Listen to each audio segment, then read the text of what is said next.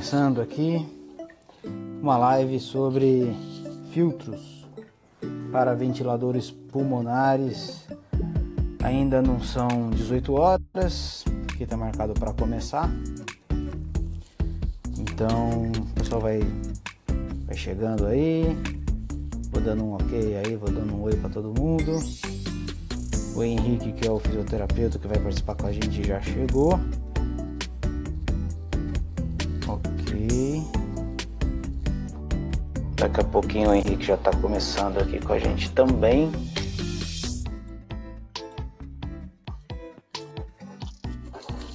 Olá, Henrique, tudo bem? Bem. Que bom que você chegou.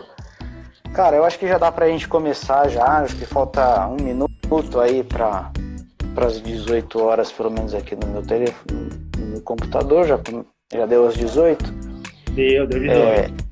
Pontualmente, então, horário de Brasília. Pontualmente, muito bom, isso é muito bom. O Wellington Dantas aí dando boa tarde pra gente, também é nosso colega aí de profissão, conheço ele. Vamos lá. Bom, primeiro eu vou me apresentar para quem não conhece. Eu sou engenheiro Bruno Roma, sou engenheiro clínico, trabalho aqui na Unimed de Guarulhos. Também sou membro da ABCLIN, né, membro da atual diretoria, inclusive. E aí, recentemente, a gente fez uma live na semana passada e o Henrique veio conversar comigo depois da live, achou interessante a ideia e veio falar dos filtros, né? E aí a gente pensou, por que não conversar sobre esse assunto aqui na live, né? Um assunto rápido, a gente não vai aprofundar no assunto, o objetivo não é esse, é um bate-papo mesmo, para tirar algumas dúvidas aí. E a nossa intenção na ABCLIN é fazer um webinar com mais tempo, com mais informação técnica, para que a gente possa aprofundar aí sim no tema. Tá bom? Eu queria apresentar o Henrique, ele trabalhou comigo inclusive aqui no hospital, né, Henrique? Sim. Trabalhamos juntos aí um período não muito grande, mas bom. Foi sim. E o Henrique, ele é fisioterapeuta, né, como eu falei. Ele atualmente trabalha com a empresa BeCare, que é uma empresa importadora de peças e equipamentos. O Henrique vai saber falar melhor do que eu sobre a empresa dele, sobre as qualificações que ele tem. Então, Henrique, fica à vontade, cara. Vamos lá. De formação, eu sou fisioterapeuta e tenho especialização em terapia intensiva. Fiz também pós-graduação em gestão de qualidade e auditoria de processos. Mais voltado para a linha de dispositivos médicos. Atualmente eu trabalho com uma importadora de produtos médicos, a BeCare. Temos aí alguns produtos no mercado, com linha oncológica, respiratória, alguns EPIs. E o carro-chefe no momento aí que está chamando muita atenção e que está trazendo muita dúvida para os profissionais seriam os filtros respiratórios, né? Exatamente. É isso aí. E a gente preparou aqui, né, algumas perguntas aqui dentro da discussão. É bacana porque o Henrique me mostrou lá no site da BeCare. Qual que é o endereço mesmo, Henrique? É www.becaremate.com.br. Isso, inclusive lá vocês vão encontrar, tem o blog deles e tem aí algumas publicações a respeito de filtros também, né? Mas aqui a gente vai tentar resumir todas essas questões aí. Então, assim, primeiramente, né, a gente precisa entender assim, o que são esses filtros, do que eles são feitos, quais são essas categorias de filtros que a gente tem no mercado para ventilação pulmonar. Como é que é? Explica pra gente. Tá. Bom, eu vou até aumentar um pouco a questão. Para que usar, né? Então, todo paciente que é submetido a uma intubação orotraqueal e vai ser adaptado ao respirador mecânico, ele perde a capacidade natural do organismo de aquecer o ar e de umidificá-lo. Então, a gente tem que ter um dispositivo. Temos aí duas variáveis. Uma variável que é a umidificação ativa, que é muito pouco usado atualmente, e a utilização de filtros umidificadores passivos, que seriam os filtros HMEs. Dentro dessa categoria, nós temos três grandes modalidades. Os filtros que são só higroscópicos,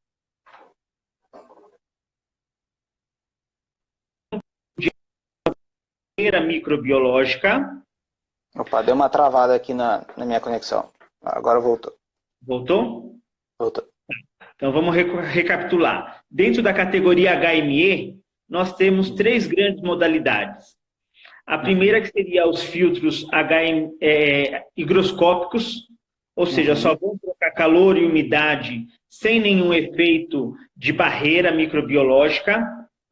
E também nós vamos ter depois os filtros hidrofóbicos, aqueles que vão ter uma capacidade de barreira muito boa, mas que vão ser pobres na capacidade de umidificação de via aérea. Certo. E por fim a gente vai ter a categoria de filtros mistos, que são os filtros que reúnem duas modalidades, uma higroscópica e a outra hidrofóbica. Ou seja, eles são capazes de trocar calor e umidade e ainda atuar como barreira microbiológica. Bacana. Muito legal. Então vamos lá, só recapitulando. A gente tem três categorias, tem três tipos, vai.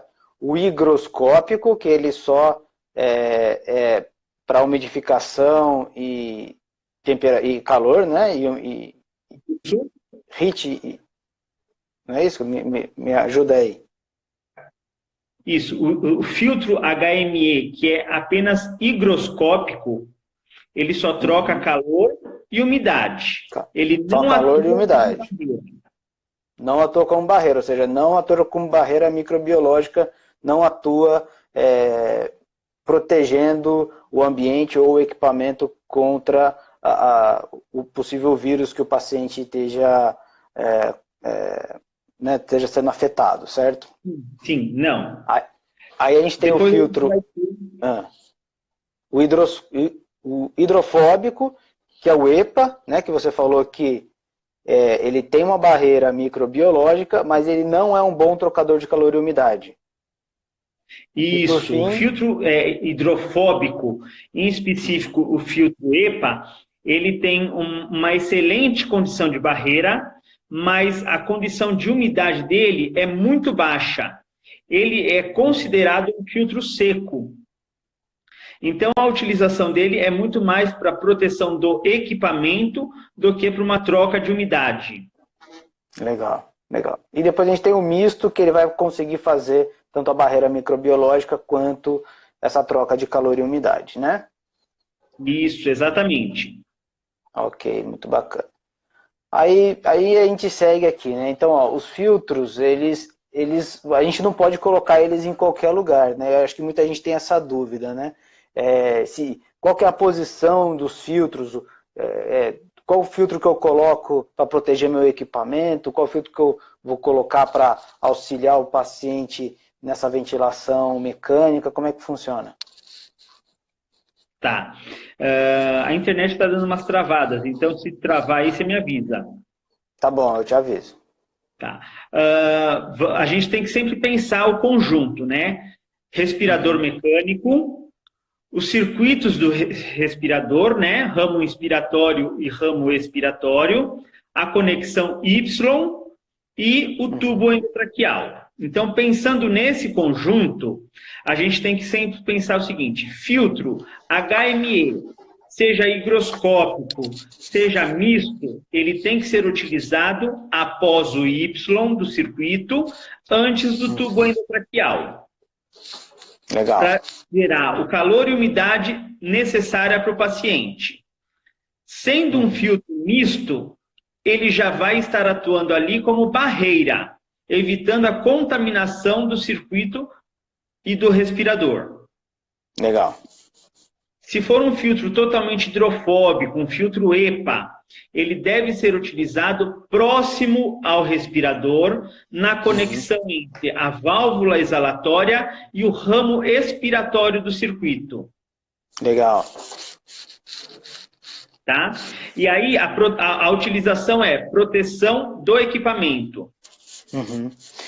E também do ambiente, né? Porque aí esses gases aí que estão saindo, assim, contaminados, também não vão ali para o ambiente, vão ficar retidos no filtro, né? Sim, exato. A gente sabe que uma higienização interna do equipamento não é uma coisa tão simples e tão rápida de ser feita, né? Então, a utilização de um filtro EPA na saída expiratória é de suma importância, não só por conta de patógenos, mas também pela integridade do equipamento, né? Em termos de sujidade, de outras sujidades. Bacana. Isso aí. Então vamos recapitular essa parte. Local onde montar os filtros, né? É importante fazer isso daí. É uma fixação, é exercício de fixação, né? Então, na ponta, lá no paciente, lá onde a gente tem o Y, né? Ali, o ideal é que a gente coloque um filtro HME, certo? Que vai auxiliar nessa troca de calor e umidade, certo? Sim, exato. Ou seja, lá na frente, o filtro EPA ele não é interessante porque ele vai proporcionar um ressecamento das vias aéreas do paciente. É isso? Sim.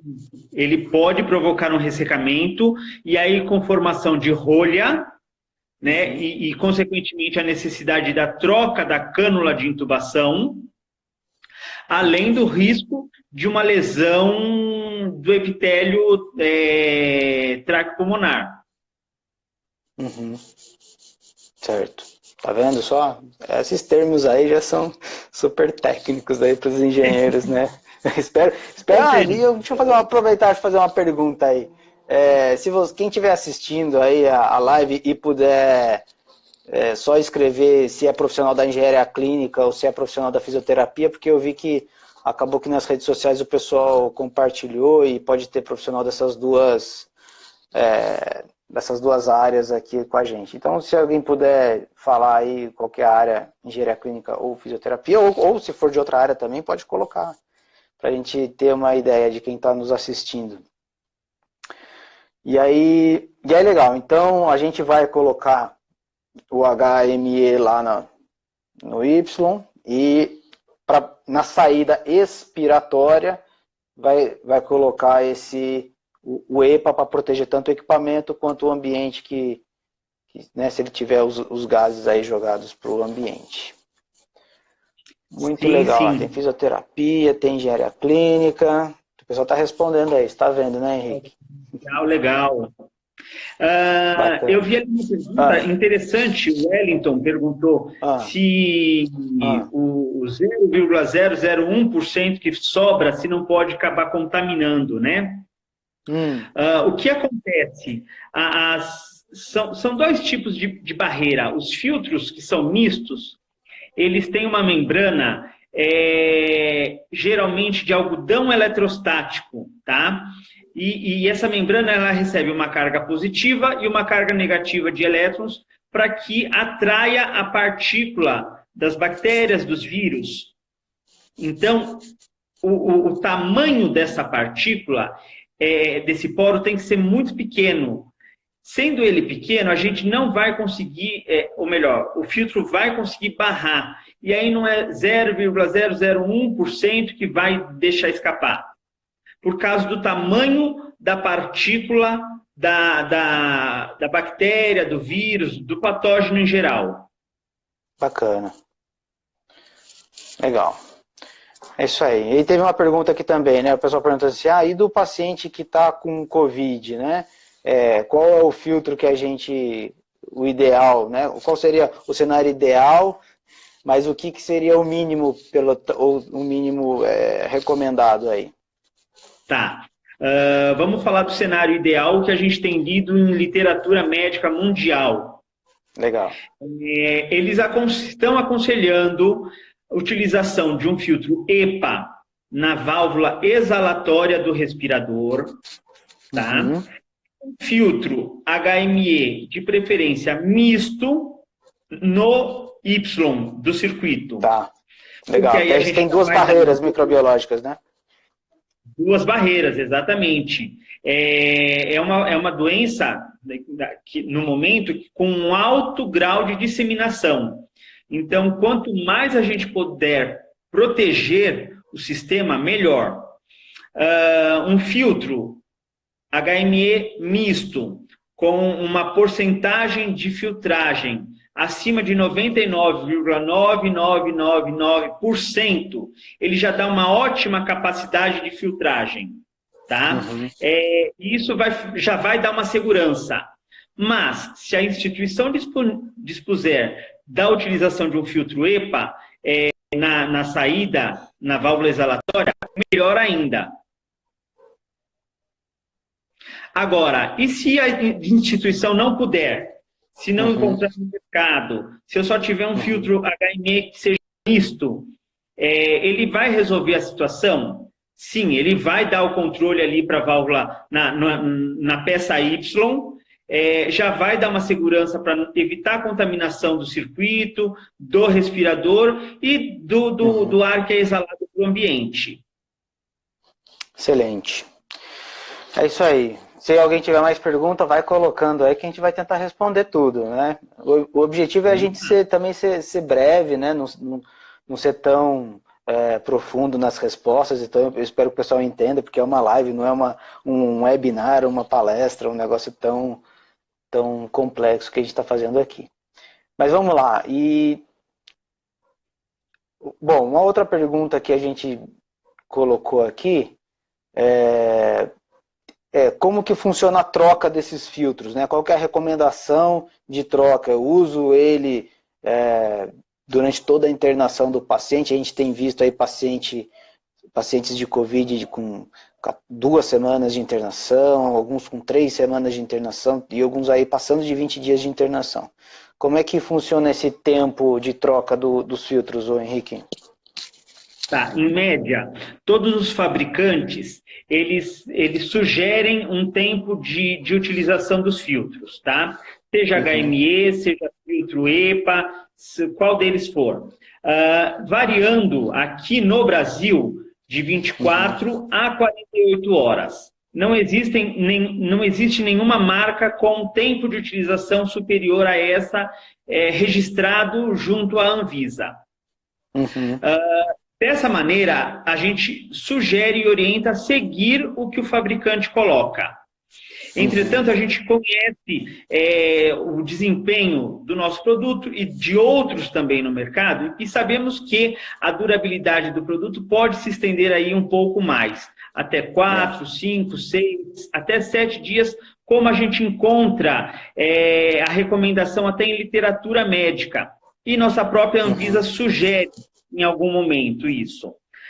O que a gente tem que pensar? Todos os estudos que foram feitos versaram sobre capacidade de umidificação e alteração de resistência ao fluxo.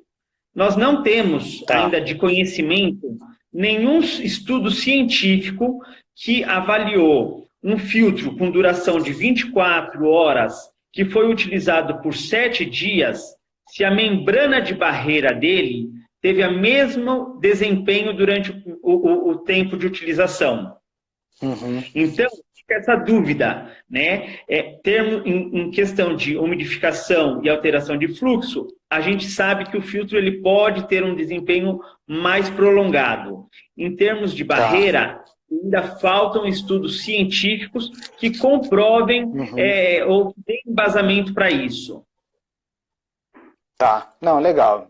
Então isso é uma dúvida também que o pessoal tinha, então é importante, recapitulando aí o que o Henrique falou, né?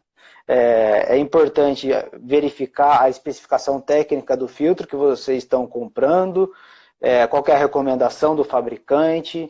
É sempre muito importante também ir atrás de artigos, né? Para que tenham estudado essa questão aí do tempo de uso, da saturação desses filtros, e a recomendação da Anvisa. A gente sabe que nesse tempo agora de pandemia, algumas recomendações estão sendo um pouco abrandadas, né, de forma que os equipamentos possam ser usados por mais tempo. A gente tem visto isso com as máscaras N95, com o uso, pelo menos caseiro, aí, de máscaras de pano também.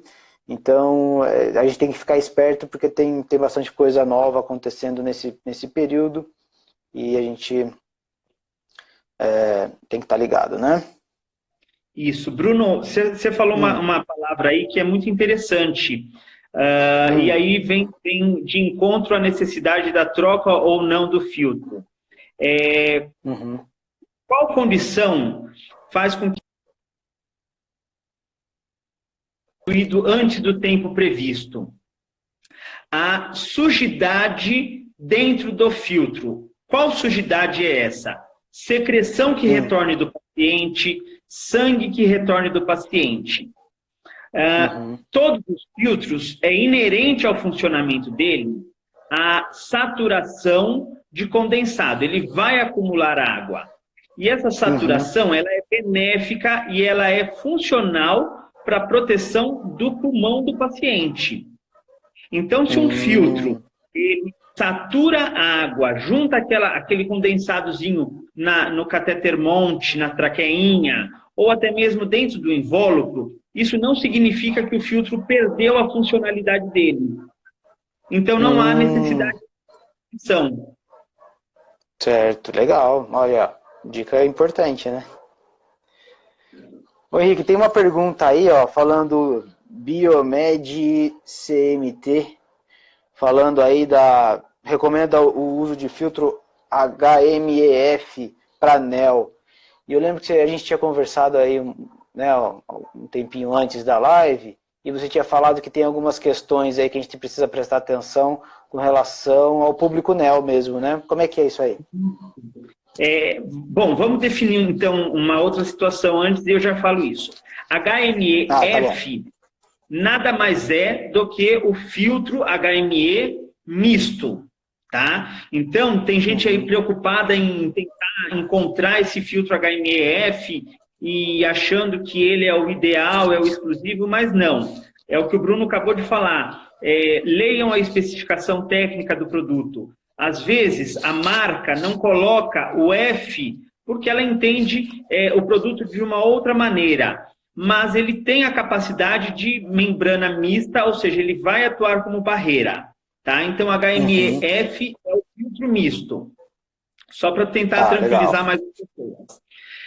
Em se tratando de neonatal, a gente tem um público muito específico. E aí a gente tem a seguinte situação: volumes correntes ao qual o bebê é ventilado sendo muito reduzido. A gente tem filtros no mercado brasileiro destinado a neonatal, começando com volume corrente de 30 ml e indo até 200 e poucos ml. Tá? E geralmente esses filtros eles possuem uma membrana de barreira. E aí a situação está resolvida. Tá? Quando são volumes corrente inferiores a isso, e aí a gente está falando de um filtro que é só higroscópico, que vai fazer um volume corrente de 10 a 50 ml, que é o menor das volumetrias para filtro, a gente tem a necessidade de colocar um outro tipo de filtro, daí é na saída expiratória. Tá? Seria um filtro, um EPA, um filtro hidrofóbico, destinado a público infantil. Legal. Bacana. Acho que respondeu bem a pergunta, né? Pelo menos eu entendi que alguns filtros a gente precisa olhar a capacidade de fluxo. Tá? Então, sim, alguns, e eles são próprios para neonatal, para que já se espera assim, um fluxo pequeno, e ele permita que esse fluxo pequeno chegue até o paciente, né? E aí você vai usar o filtro EPA só no ramo expiratório, para você proteger o equipamento e o ambiente. Maravilha. Deixa eu ver o que temos aqui. Henrique, os fabricantes dos ventiladores têm alguma posição em relação à utilização de 2 filtros sobre a compensação de resistência? Como é que é essa questão de resistência criada pelos filtros? Eu não... Como é que você sabe? Alguma coisa, Henrique? Olha, em média, a resistência ao fluxo desses pacientes está girando aí na faixa de 1,5 centímetro d'água. Então, mesmo que a gente faça uma sobreposição de filtros, a gente vai estar aí falando de uma resistência, em média, de 3 centímetros de água. Tá? Tá. Isso ainda está abaixo do que é recomendado nas normas ISO destinadas à fabricação de equipamentos ventilatórios e anestesia. Então, eu não vejo um impacto, a grosso modo, na utilização. É claro que, clinicamente, a gente tem que avaliar paciente para ver quais são as reações de troca gasosa. Tá. Legal. Eu acho que é isso aí. Acho que a gente cobriu todos os pontos que a gente se propôs a conversar aqui hoje. É, muito legal. Eu também não tinha parado para pensar nessa, porque vai criar mesmo uma resistência, né, no circuito. Ô, Bruno, tem da Luciana está fazendo um questionamento do uso de PAP com ramo único. E aí, em pediatria, né? Ela está falando, mas isso aí se adequa a qualquer tipo de respirador com ramo único. Tá. Respiradores com ramo único, eles possuem ou uma válvula de escape exalatória, ou até mesmo uma válvula de escape com a presença de PIP regulado ali. E aí, a recomendação, sim, é utilizar apenas um filtro misto após a válvula exalatória e antes da conexão com o paciente. Tá. Entre o equipamento e o circuito, você coloca ali o filtro misto. Não, ao contrário. Não. O circuito, entendi, então. Assim, aqui está o equipamento. Vem o circuito e vamos supor que aqui seja uma válvula exalatória de escape. Como o ramo único, só tem um fluxo direcional. A saída vai ser por essa válvula de escape. Então, a questão, eu preciso umidificar o paciente, então eu tenho que usar o filtro aqui e daqui conectar no paciente. Tá. Tá bom, entendi. Ramo único da EPA, porque não tem indicação. A indicação se perde porque é ramo único, fluxo direcional. É ramo. Tá. Ó, só o que é muito importante, não sei se todo mundo entrou desde o início, mas o que é muito importante é que existem filtros HME que não tem barreira microbiológica e tem os filtros HME, que muitos fabricantes também chamam só de HME, que tem barreira microbiológica. Tá? E é o que a gente está chamando aqui de filtro misto. Certo, Henrique? Certo. E que muitos autores falam que é o HME-F. HME-F. Então, assim, nesse momento é muito importante, se vocês forem comprar, for especificar para compra, for utilizar, verificar realmente se é o filtro que tem barreira microbiológica ou não, e onde cada um vai ser usado. Quem não pegou desde o começo, depois vai poder assistir essa live desde o começo, ela fica aí 24 horas no ar, tá bom? Tá. E é isso aí, Henrique. Bom, deixa você fazer as últimas palavras aí antes da gente encerrar. Joia. Não, foi um prazer, eu acho que vale muito a pena a gente estar sempre reforçando na orientação e no apoio dos profissionais que estão aí na linha de frente com os pacientes e com o restante da equipe, e fico aí à disposição, sempre que precisar, qualquer um que tiver aí a necessidade, estamos abertos a colaborar com vocês. Muito bom, eu vi que o pessoal apertou o coraçãozinho aí, que gostou, aperta bastante aí, fala pra gente que foi legal, que vocês gostaram. Com certeza a gente vai voltar com mais conteúdo, e provavelmente o Henrique vai fazer com a gente um webinar, e aí ele vai poder mostrar numa apresentação técnica aí essas questões mais técnicas, que a gente aqui só ficou conversando, a gente não conseguiu mostrar, né, isso em gráficos, em imagens, mas eu espero que tenha atingido o objetivo de mostrar um pouquinho, talvez até criar mais dúvidas agora, né, na cabeça das pessoas, porque quando a gente não conhece o assunto, a gente não tem dúvida, né? Agora que a gente conhece um pouquinho, a gente vai poder gerar um pouco de dúvida aí. Tá bom? Henrique, obrigado aí mais uma vez e espero que a gente se veja em breve e que a gente possa continuar trabalhando junto aí, tá bom? Um obrigado, hein, cara? Prazer, viu? Um ótimo trabalho aí para vocês também. Obrigado, tchau, tchau. Tchau.